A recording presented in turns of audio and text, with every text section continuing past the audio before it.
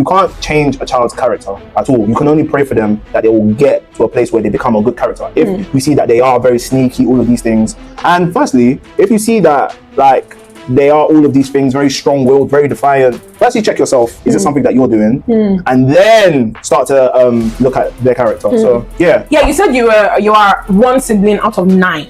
That's like almost a football team. Yeah. Your dad is an amazing man. Well done to him. Well done, sir.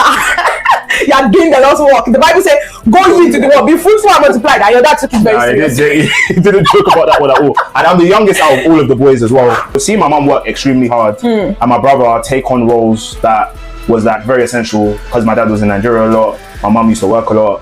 It made me have a high respect for my brother, and up till today I will sacrifice everything like for my brother because of how much he did for me and my little sister when we were kids, and how much he took on a role that he didn't have to.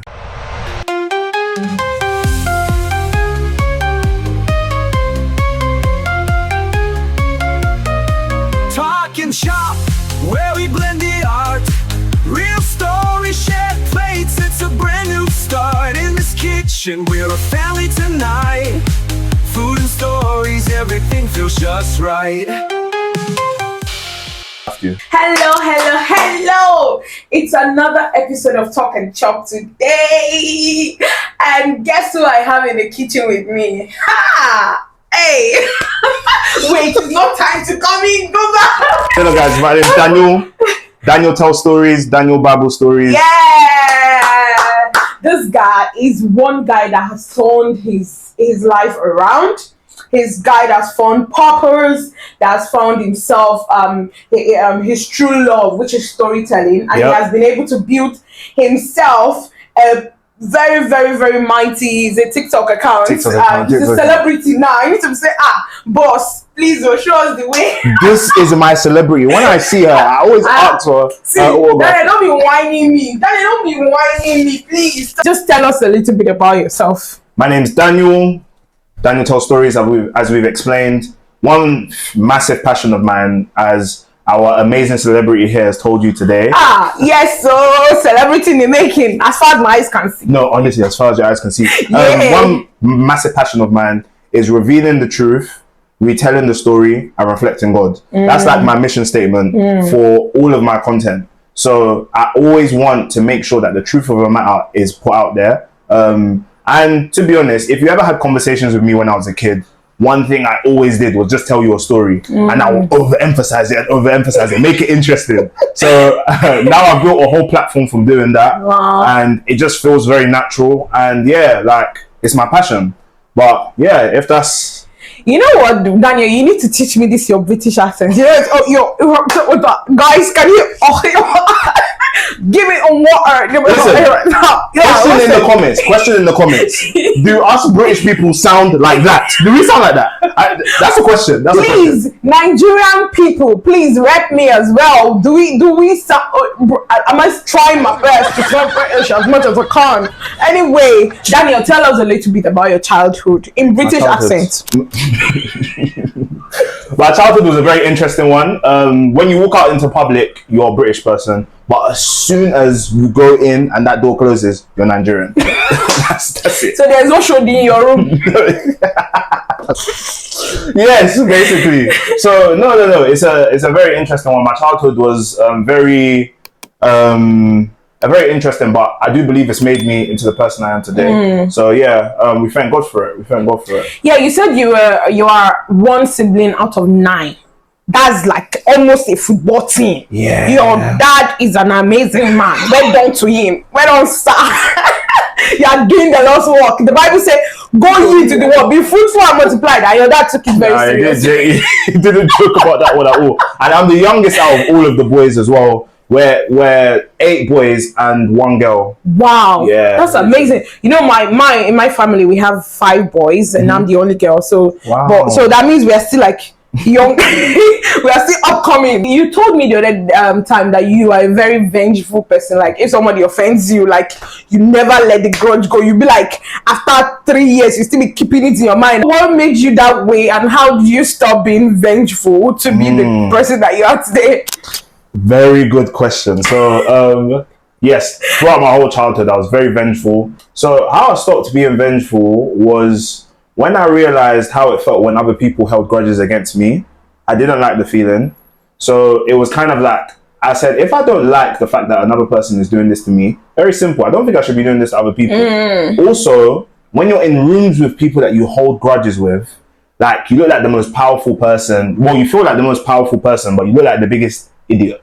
Like everyone will now be going and talking to that person, and because you're the one, I'm not going to talk to them person. I'm even going to leave. Eventually, you end up looking like the idiot. So I learned that from a very strong dimension, and I was just like, I feel like I'm hurting myself more holding grudges than I'm hurting the person. So I was like, you know what? Like when someone does something that really does upset me, I just let it go now.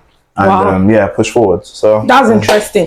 So your mom was like the major one, like the breadwinner, watching over you guys, raising you guys, and your brother took the role of a father very early on.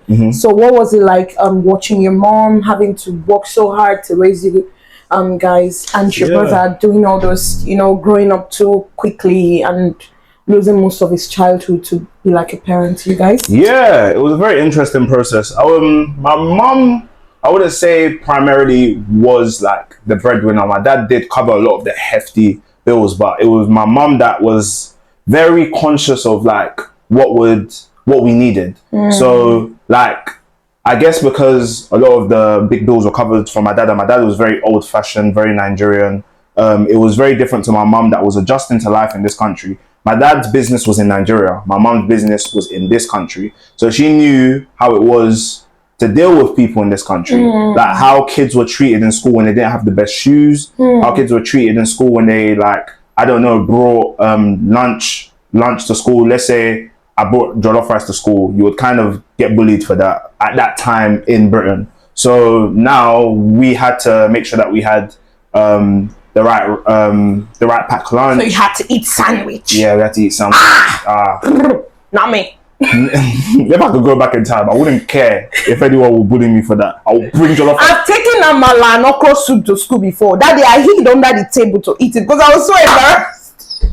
But that's the only thing my parents had then. Like, I understand what you're saying. That's what I'm saying. For even kids in Nigeria, if you didn't take the proper food like rice, spaghetti, all those things, seriously, you could still be bullied for it. I'm telling you. Like, I literally hid under the table to eat my okra and amala because I was embarrassed. I wish, I would go back in time. Even me too. Yeah. Now I used to take egusi soup and this thing. I take it to work. I don't care. Honestly. Like, look at me. That's what, I feel like it's just who we are then. Now coming up and all that. Yeah. So I cannot get you. No, 100%. So that's interesting. Yeah, but so see my mom work extremely hard, and my brother take on roles that was like very essential because my dad was in Nigeria a lot. My mom used to work a lot. It made me have a high respect for my brother, and up till today, I will sacrifice everything, like for my brother because of how much he did for me and my little sister when we were kids, and how much he took on a role that he didn't have to. So yeah. Wow. So before we go straight into the cooking part, what's your best food? My favorite food is white rice and ayamashe. So they call it ayamashe. Okay, you know ayamashe sauce. That's you like that. Okay, can you tell me a little bit story about ayamashe sauce that you love so much? How did it come to be? Oh my gosh! One day my mom, she made a different kind of stew. She usually make a stew that's red, and we'll eat. And then she made a stew that was green, and the whole house was complaining. My brother, my sister will complain. Well, we don't want to eat. We don't want to eat. My mom said, just chill, sit down, took it.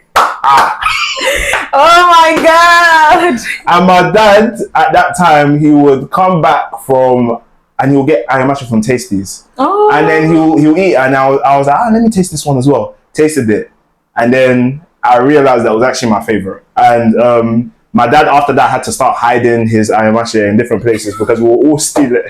So that's how I found out. Wow! Yeah. I didn't even know there's a restaurant called Tasty until a few days ago. Like, I'm serious. I've been in the UK and someone just said, have you tried Tasty? So I was like, who is Tasty? So, But I tried their food. Their food was actually nice. it's I really can't nice. lie. It's Yeah. nice. It's nice. It's nice. Well, so the backstory of how Ayamashe came to be is actually the story of according to what I heard was There's backstories to yes, Ayamashe. yes. Ayamashe was I think the first person that started cooking Ayamashe is from Ayamashe. Aya means wife. Mashe is the man, like Mashe is the name of the man. So it was his wife that started cooking that Ayamashe, that soup. So people will come and buy it and say, oh, it's Ayamashe sauce, or it's Ayamashe that cooked this sauce. You get? So I think her name is Mrs. Felicia Additional. She's the real original owner Is she still alive? of. Yeah, I think so. Wow. I can't really. Yeah, I don't know, but yeah. So it has an owner. It has, so special shout out to her. Listen, no disrespect to her husband, the man, but I want to go and give her a big hug. She created the perfect. Yeah, so that's it about Ayamashe sauce. So it's Ayamashe sauce. Yeah, and that's Daniel's best food. Anyway, for me, I don't even know my best food, but I know it's rice. Anything, add rice. That's my one. No, so Daniel. No, you have to pick one. Anyway, this today is about me. No. Let me see. Comment down below what you think her favorite food, and then she will tell us now what her favorite food is. What do you think? I would say rice and stew. The one my husband prepares. It's egg. It's not egg. See, it's because I just started this my weight loss journey. So I started trying to eat more protein and eat more eggs. Okay. But this man has decided to put me to. He has turned me to egg. He said I'll start laying my own egg now. Because I'm trying to eat boiled eggs for breakfast every day. What are you going to be preparing for us today? Yes. We're going to do bread. I love food. This is my best part. Oh, yeah. We're going to do bread and egg. Her favorite. How is bread and egg? How is it my favorite? So, besides boiled egg. We have heard from her husband that her favorite food is bread and egg. I'm joking. Yeah, we're going to do bread and egg today with a very special, nice little twist to it. Yeah. Yes, so he's got a twist. Let's see the twist. Let's see the rope that they're using to twist the whole thing. So anyway, Daniel, come and first of all, you introduce your ingredients to people. People that don't know how to make bread and egg. So Daniel wants to teach us how to make bread and egg. Okay, Osiso, I'm moving. My Yoruba brother. Here in the kitchen, stories unfold. With every chop, we slice through the bowl. Gather around, let the flavors ignite. Real stories shared, bring a night to life. From simmering dreams to tales untold, in every bite, see the magic unfold.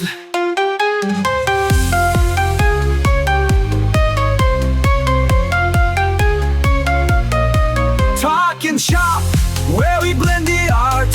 Real stories, shared plates, it's a brand new start. In this kitchen, we're a family tonight. Food and stories, everything feels just right.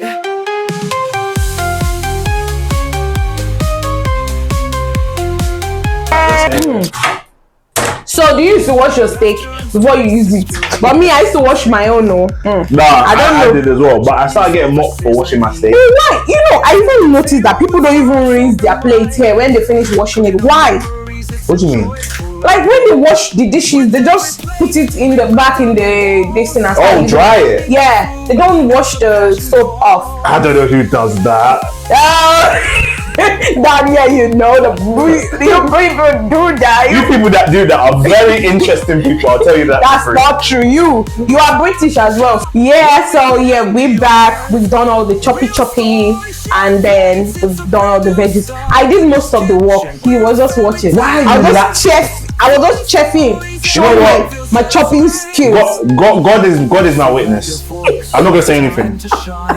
We've done the chopping, so he wants to start cooking. So let's just watch him and bring more gist as we do the remaining ones. So Daniel, you said you were very consequence minded when you were growing up, and that's why, because I realized one thing about the situation here, especially black kids.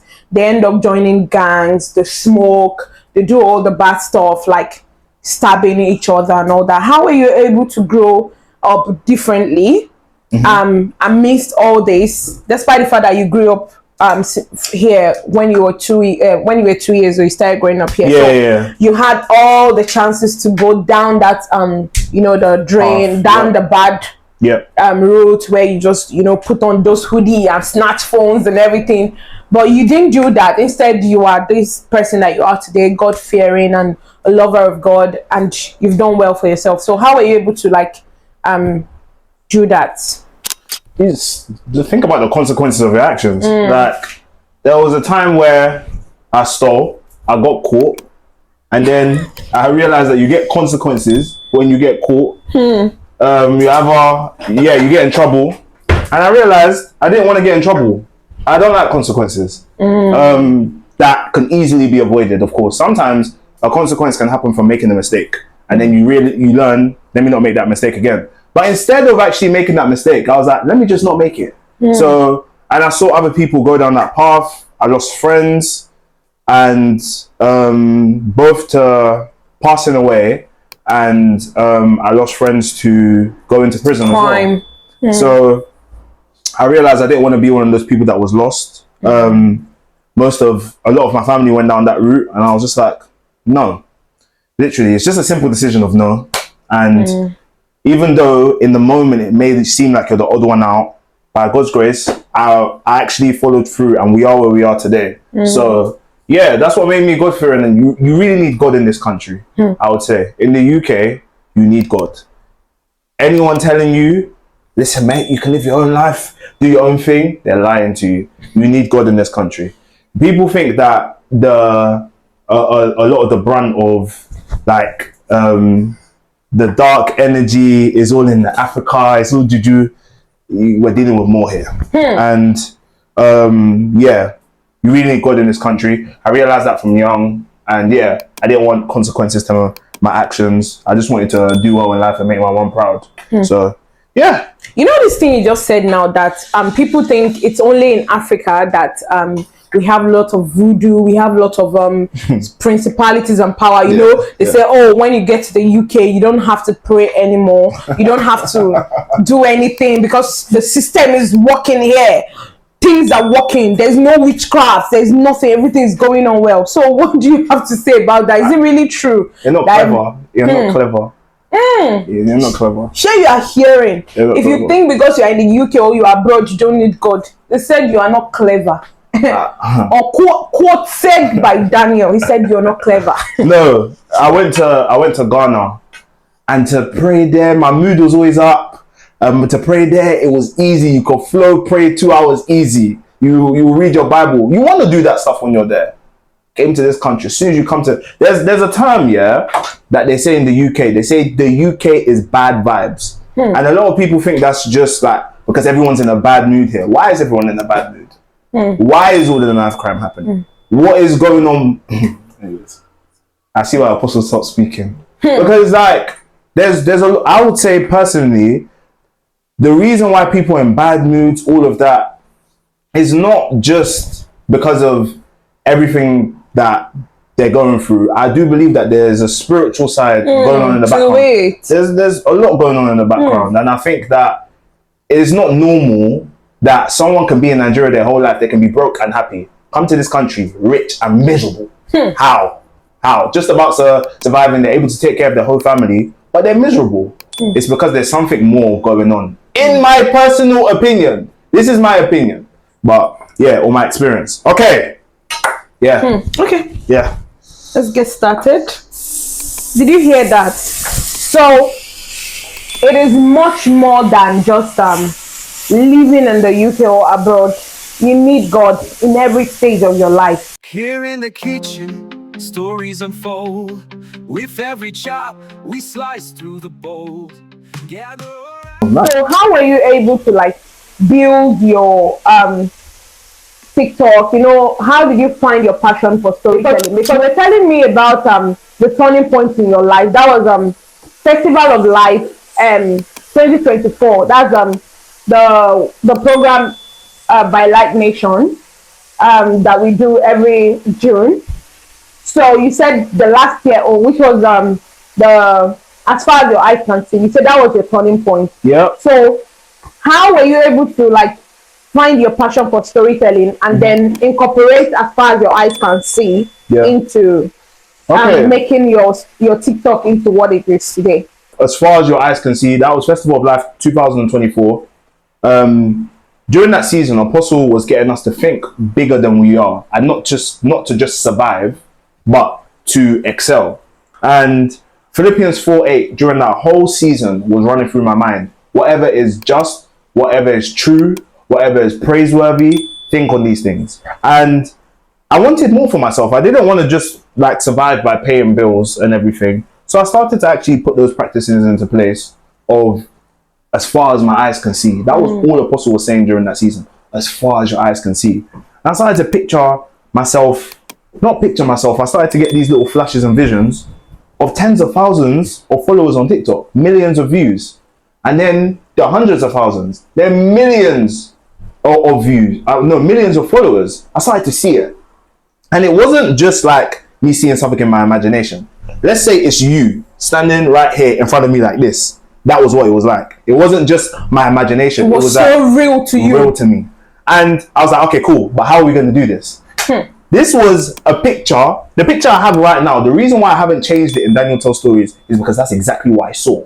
I saw that. I saw 1.2 million followers, to be specific as well. I saw that very clear as day. And I was just like, okay, now it's about making it happen. So then I watched another message. It is how to come out of stagnation through knowledge 2. I watched that on YouTube. And Apostle spoke about calling things forth. They're not there right now, but you call it forth and you make it. So I started making crazy statements to my friends. I was like, okay, I'll try this. I said, my friend Patrick, I said to Patrick, Patrick, I'm going to have tens of thousands of followers on TikTok by the end of the year. He looked at me, he was like, amen, bro. But he wasn't where I was. It was not a prayer, you were saying it. I was being dead serious. So then I started, there was a content creator that was a huge influence to me. His name was Zevi, and he made amazing storytelling content. And I wanted this for the UK, but no one else was doing it. And if you ever meet me in person, I will tell you stories for days. Any one of my friends will tell you. I will make something that was so boring sound so interesting. So I was like, you know what? No one's doing this for the UK. Let me make these videos as a selfish thing that I can go back and rewatch. I started making the videos. The first week, nothing. And then I was going to stop. I was like, you see, I tried. Let me leave it. And then one of, I don't want to call him a fan. I'll say he's my friend. I don't even want to call him a supporter. He's my friend. His name is Caden. He messaged me. He was like, you're going to be famous. I can feel it. I don't know him from anywhere. Other people were saying, you're doing really well. At that time, I had 12 followers on TikTok. I said, let me continue. Made the next video. 400 views. I was sad. And then I was like, there's this one artist. His name's Nines. I really liked his music back in the day. Let me do a video on him. I did it. Blew up. Boom. Blew up. From there, every video I was doing, blowing up. I was receiving a lot of backlash because people were saying, you're copying this content creator Zevi. You're copying him. You're a copycat. People started calling me Temu Zevi. That was what they called me. They're not serious. They're not serious at all. They were mocking me. If people don't mock you, that they don't know that they're actually like taking you to a greater point. Honestly, people don't mock you here. It was boosting my engagement. So it will bring more people, and then go and watch the Temu Zevi. I'll be the Shin version. I liked it because eventually, within about 3 months, 11k followers. And from 11k followers, it took off. So this was something that I saw as a reality before. From Apostles as far as your eyes, Apostle Femi Lazarus, as far as your eyes can see. During that whole period, as far as your eyes can see, I listened to how to come out of stagnation through knowledge and became one with it. It was like I became one with the message. I didn't stop listening to that. I stopped listening to music. I stopped listening to TV shows. All you'll see is me listening to how to come out of stagnation through knowledge non-stop until it clicked. And I started doing everything. And then the Daniel Bible stories, that's a story for another day. One thing that you said just now, like that I actually like, it's if you don't see it, you cannot achieve it. So you can only get what you see. Yep. So it is what you see that you get. Yes. 100%. So as big as you want to be, you have to see it. You have to see it first. Yeah. So there's this guy. A lot of people attribute his fighting skill to why he's so great, but people kind of forget that he said he went through this like spiritual experience, and he started to visualize himself as a champion before he even became a champion. His name is John Jones, and he's arguably the best UFC fighter of all time, MMA fighter of all time, undefeated in his career. And before he went through anything, he started to visualize that he was there as if he was the champion already. He started writing his name down as the champion. He saw it, and now he's one of the greatest of all time. Controversial, but one of the greatest. When you go back and listen to any great guy, firstly, it's like they were, a lot of people thought that they were maybe a bit unstable. It's because they saw themselves as what they were before they were even doing it. There's this very, I can't remember his name, but he used to celebrate a night before going out to a match. Like he'd already won it. He will start celebrating before it. He will start, not when he will start celebrating far before it. People will think he's crazy and he'll go out and win. That's exactly how you do it. You have to see what. Don't go and tell people, oh yeah, I'm going to be the greatest, and you don't see it. You're joking. Every single time you will get a bad view. So when I would have got the 400 views, I would have quit, not knowing that was the next video that was going to blow me up. So if you haven't seen it, eventually you'll give up. You will give up. And if you haven't seen it, your content, people can tell. They can tell when you haven't seen it. I can tell when I'm watching people's content.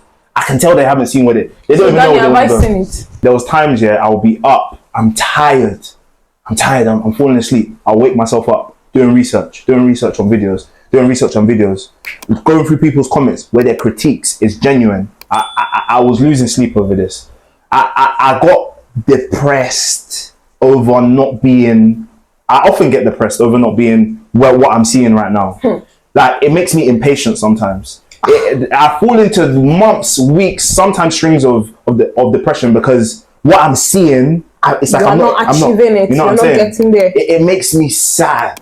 That's how I know this thing has made me mentally unstable. Yeah, you know the thing that used to make me lose sleep is mostly my business, my food business. Like so many times I watch people. Like I follow this person, Taste Haven, Luke's Canapes, this great people that are into events, caterings and food business in the UK, and then I see what they are doing and I scream, I can actually do this. And I lose sleep. And sometimes in the midnight I'll just call my husband, I'll be like, I just thought we should do this. The mom will just be like, I'm so sure he's tired of me. We're like, so are you not sleeping? Babe, we'll talk about this when we start. Say, it just came to my mind now. Just let me share it with you. So yes, when it comes to my food business, and you know, it was that food business that actually bettered Talkandchop. Talkandchop came as a result of listening to Apostle Femi Lazarus. Yes. So after I attended his mentorship class, then I listened to how to get out of stagnation through knowledge as well. And then from all his messages I've been hearing, it made me know that I can be creative. There's a well inside of me that it can always, like, new things can always be created out of me. So I thought about it. I love stories as well. I love talking stories. I love motivating people. I love talking to people. And I also love cooking. Wow. So I felt like, okay, what if I can actually inspire people while cooking food? What if I can actually bring people into my kitchen? We share stories together, cook together. And I see things that where this show can get to. I dream of going to the streets, you know, someday, inviting random people into the kitchen, out there showing love, you know, a day where Talkandchop will just go out to the streets, feed people in the streets, homeless people, just cook a day, we just cook for the streets, you know, and bring people to the knowledge of Jesus Christ as well. As I'm doing this, you know. So I have a lot of dream. But now I just know that I'm not crazy enough. You're not crazy enough. Yes, Daniel, I'm not crazy enough. These are good ideas. Because yes, I'm seeing where I want to be, but I think I'm not having enough power to fuel it now. So from what you're saying now, you're also fueling me up. So the channels of my spirit are opening up. Good. This thing has to make you almost lose your mind. Yeah. You almost lose your mind. And people will be like, you crazy. Yeah, this person, they're crazy. Every single time someone speaks to me about this, because it's like I'm living there, it's like, you know what I'm saying? I can't think anything outside of this. It's taking up all of my time. It's taking up everything I'm doing. Like, if I'm not getting stressed at the fact that I'm not there yet, I'm working hard, burning myself out to get there. It's like, and now another one added on top of that is the Bible stories as well. So this thing has to make you almost like lose everything that you see as normal. Told in every bite, see the magic unfold.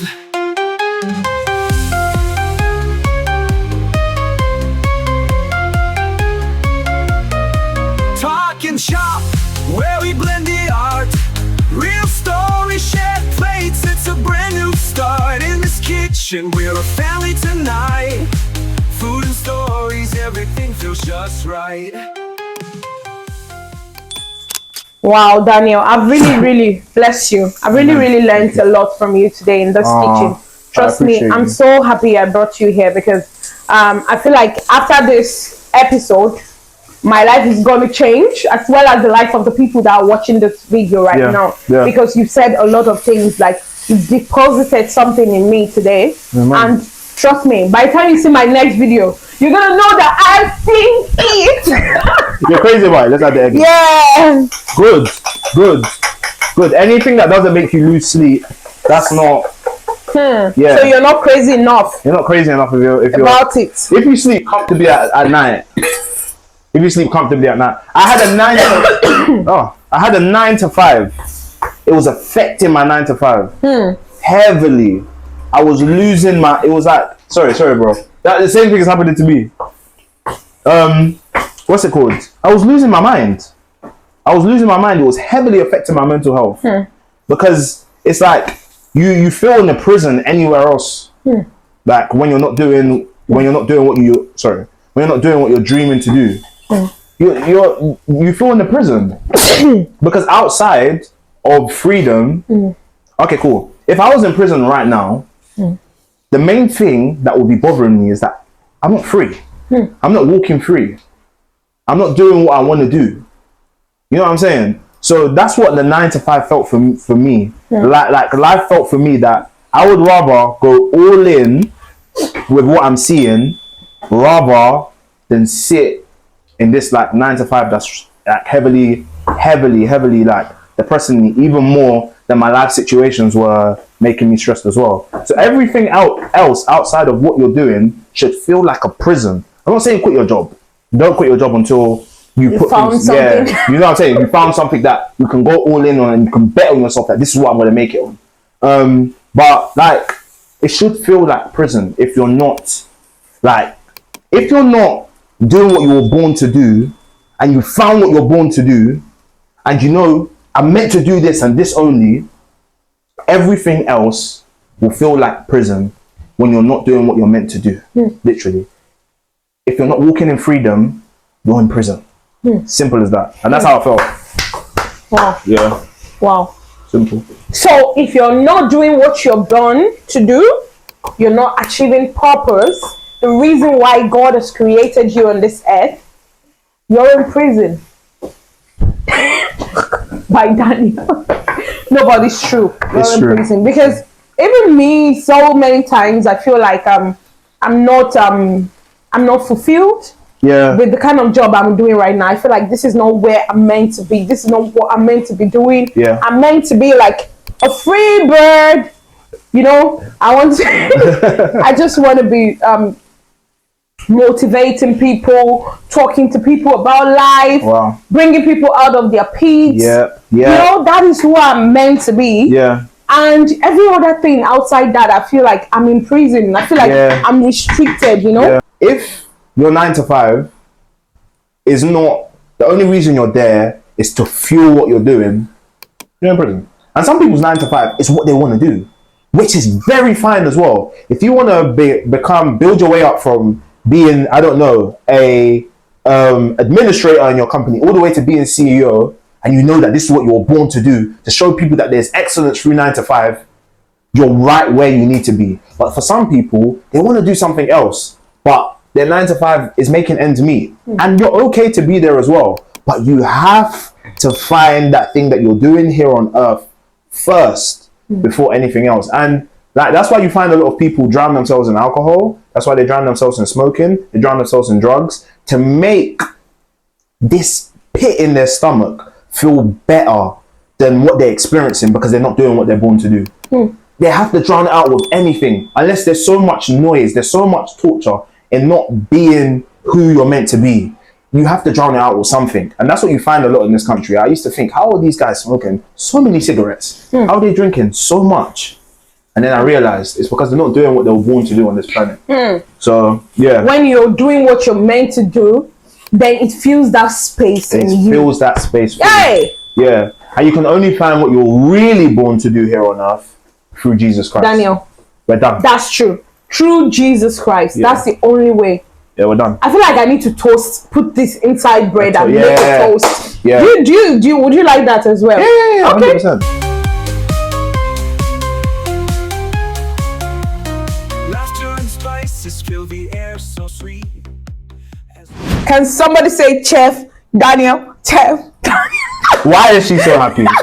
Why is she so happy? But I was one that brought the idea of toasting you, you know? Gotta give it So to me. yeah. Gotta give it Anyway, so cheers to I'll take water. And this is 'Cause, apple yeah. juice. So okay. It's perfect, actually. So let's try this and see how it goes.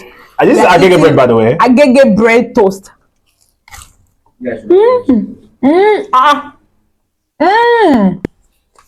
Bro. Come, This is good. come. I'm happy. You are giving it to the director. Yeah? Oh my God, Daniel. It's safe to say This I'm the is best. I'm the best. This is the first time I'll be finishing like my food on this I'm show. the best. I'm the best that came on. I'm the best that came on. Oh my God, this was so good. Like the agege bread and everything made it so yummy. I am the best cook and chef on here. Anyone who defeats what I just made that makes Irede finish everything, I'll give you nothing. Now, you know what? I can actually add this to my breakfast menu for my food business, you know? Yeah, no, definitely do that. Making nice toast like this. This is amazing. I think you should name it after me. Yeah, Daniel Toast. Seriously, I'm going to do that. Daniel's Toast, and it's going to be more expensive because it's Daniel that is the inspiration. So But thank yeah. you so much, Daniel. Nice. I really enjoyed this food you cooked, and it's so good to know that apart from being the storyteller and the celebrity that you are and the lover of God that you are, that you can also cook. So you see, it means that any woman that will marry this man, you are in for a treat. So, hey. I think if you would know me, you'll know that I'm a lover boy. I'm definitely a lover boy. Romantic. This guy is the real Korean actor. The real life Korean K-drama. fine boys, the K-drama boys that you've been after. This is Gujun Dan.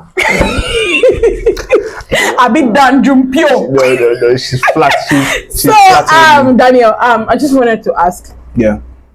do you think people just literally, when people offend people, like maybe our parents, when they've wronged us, and they just come after so many years and try to make up for what they've done without really apologizing, and they just feel like everything should go on. Do you think this is like a normal thing that parents do, and do you think it's the right thing for them to do? I think it's a normal thing that African parents do, without a doubt, and almost all of them do it. So your mom will discipline you, and then she'll cook you Indomie and say eat. Yeah, as an apology. That's an apologize. Instead of saying sorry. Sorry. And what this the one time you're actually innocent. You didn't do what she's disciplined you for, and she'll just come and here you go, here's your food. There's something else you wanted to say. But literally, and it's the same, it's a culture in African culture. It's the fact that I'm putting food on your table, what's it called? You have a roof over your head. That alone should make you grateful enough. You shouldn't Ask for any apology or feel entitled. and feel entitled, and it just you grow up with a lot of resentment in certain things towards You know this thing we're talking about. The reason why I asked you this question. You see, my mom, I love her a lot. Like she's an amazing woman, and there were some things she did to me when I was younger.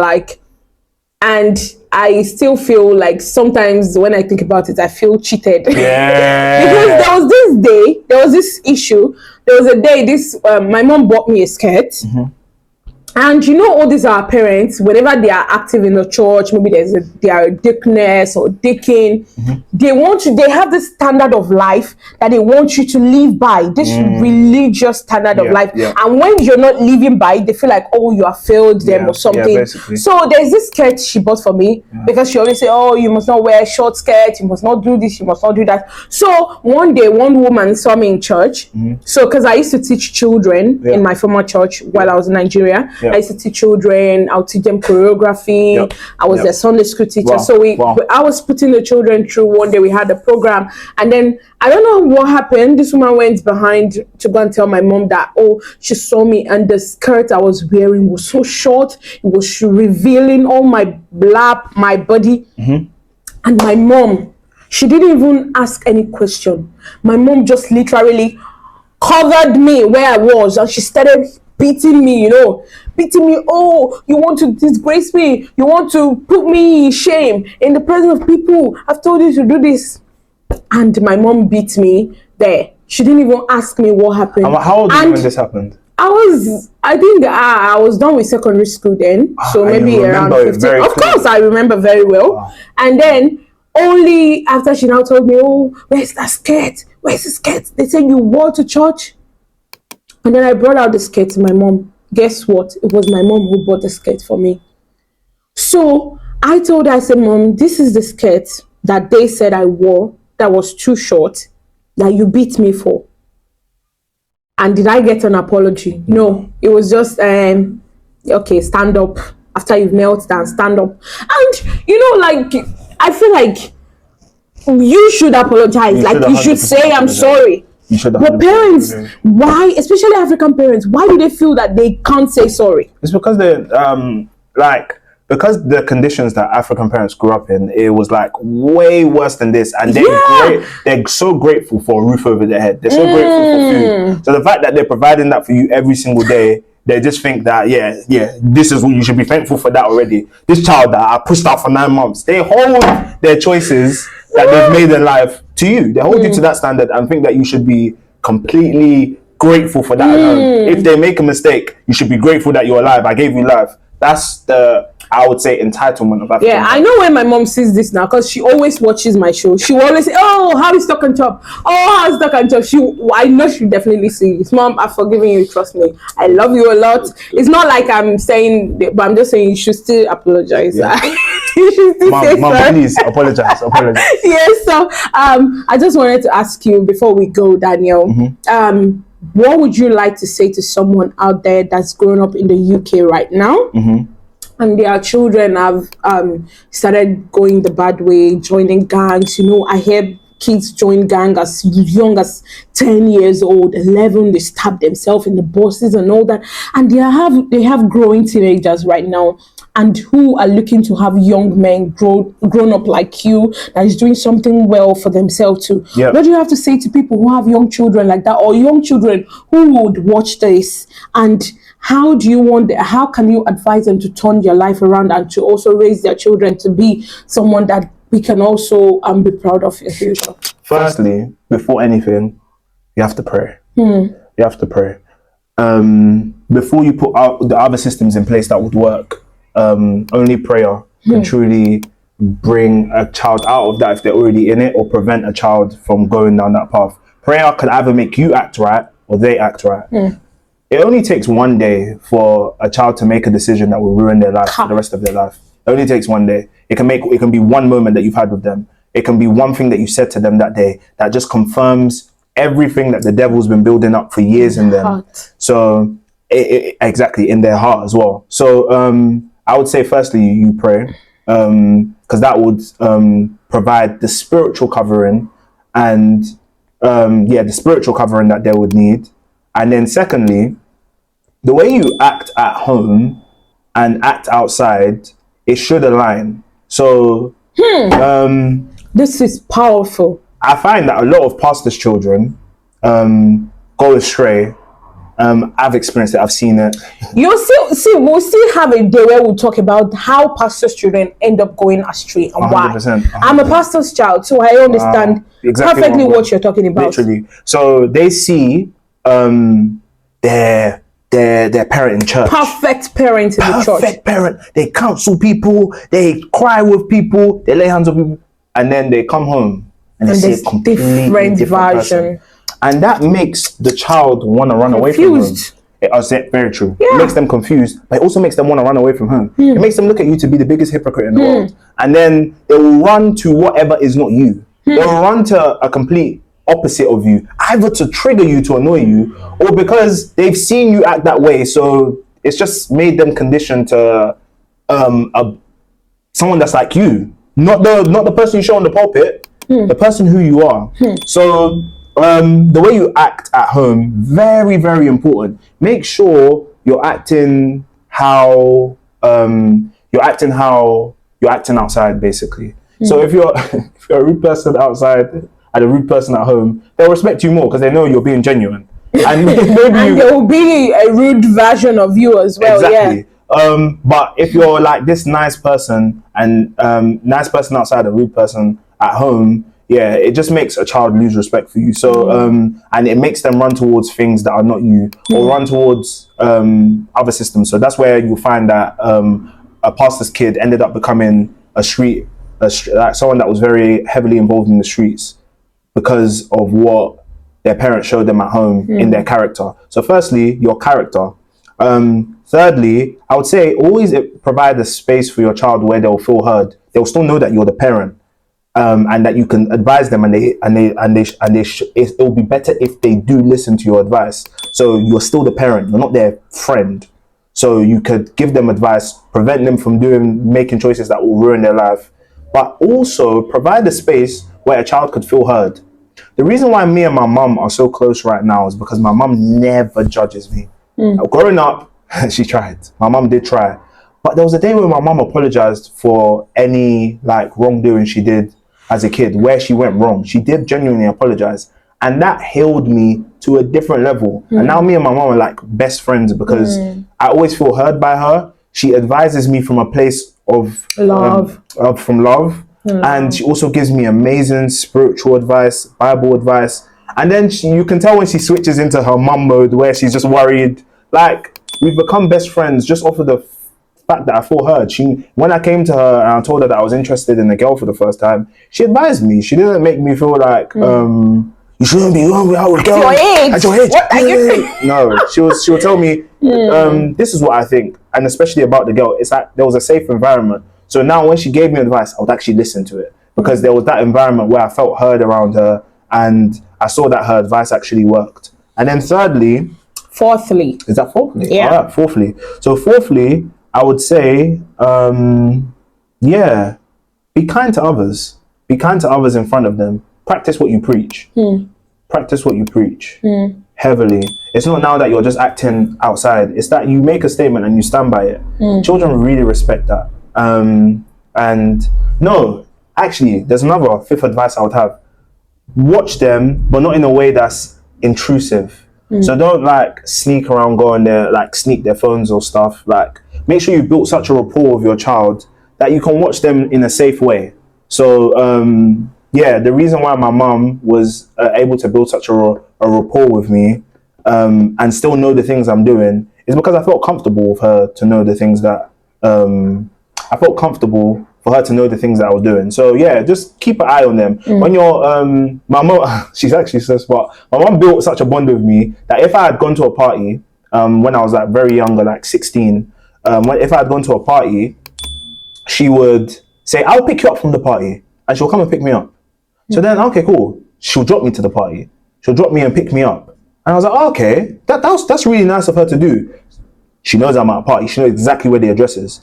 But like, I feel comfortable enough for her to come and pick me up and drop me there. Like, sometimes she'll even drop my friends home. Like, that's a way of being involved, knowing what they're doing, but you're not being intrusive. So yeah, literally. You know the reason why I'm asking you this, because so many parents are scared of raising their kids in the UK. Yeah. They feel like, oh, when they are growing up, they'll send them back home to Nigeria. Yeah, that won't work anymore. But that is why I'm asking you now that have grown up here and still love Jesus Christ. Yeah. And joy like this. Kids look at character. They don't look at your success. They look at your character. If your character is a good character, they will carry that everywhere they go. If you're a bad character, they will carry that everywhere they go. But do you think it is possible for kids to be different from their parents, even though they try? Yes. There'll still be some deviance. Yeah. There's just some people. That's why I'm talking about character. So, like, me and my brother are polar opposites, and we saw the same things growing up, and that's because we have two different type of characters. So, with my brother, he will have to be in a terrible situation for him to learn. Don't do this, and then you'll finally get the lesson. This is why I'm not going to do it. Something bad will have to happen to him. Me, I will see something bad happen to someone. I'll be like, are you being grace? You learn from experience. Yeah, I'm not doing it. I'm not doing that. I don't want that experience back. So it's character. You can't change a child's character at all. You can only pray for them that they will get to a place where they become a good character. If you see that they are very sneaky, all of these things. And firstly, if you see that like they are all of these things, very strong-willed, very defiant, firstly, check yourself. Is it something that you're doing? And then start to look at their character. So, yeah, if you're scared to bring up your child in this country, check yourself first. Check yourself first. What are you doing? What insecurity are you projecting onto this country when rather it's actually you? You're the problem. So, yeah. Wow. Thank you so much, Daniel. Honestly, I've learned a lot from you today. From the time, the intro, down to when you were talking about seeing where you want to be, as far as your eyes can see, how you became the person that you are today, growing up in your family and everything.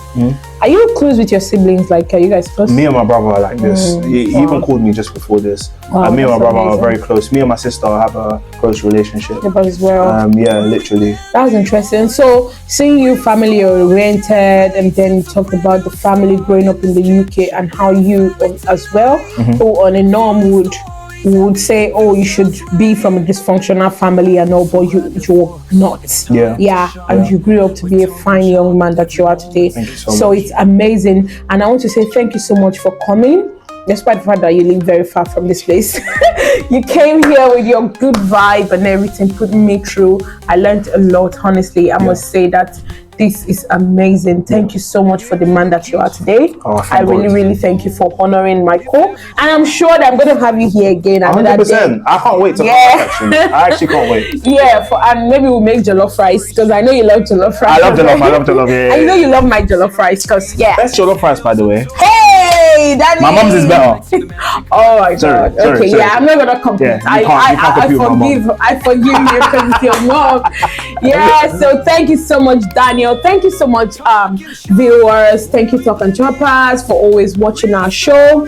And I want to say, don't forget to always drop comments, likes, share. You can ask questions, we'll answer you.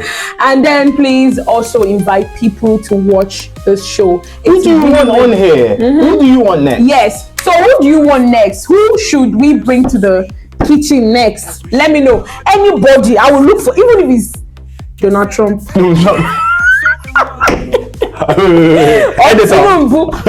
cut it out. We'll go and bring him. We'll bring the person. See, I'm seeing a lot. If you see, after what Daniel told me today, I'm seeing who I should bring to this. Wow. Yes. Daniel, whoever they mention in the comment section, I'll go and bring that person to the kitchen next. Thank you so much. Goodbye.